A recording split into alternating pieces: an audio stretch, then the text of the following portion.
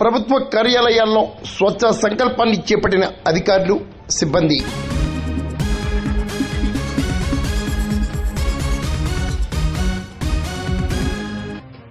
కాకినాడ జిల్లా పెదపూడి మండల పరిషత్ కార్యాలయంలో సోమవారం స్వచ్ఛ సంకల్ప కార్యక్రమాన్ని అధికారులు, సిబ్బంది చేపట్టారు.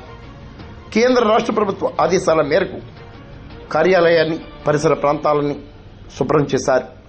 ఎంపీడీఓ నరేందర్ రెడ్డి, ఈఓపీఆర్డీ సత్యనారాయణ రెడ్డి ఆధ్వర్యంలో అధికారులు, సిబ్బంది ప్రతిజ్ఞలు చేశారు.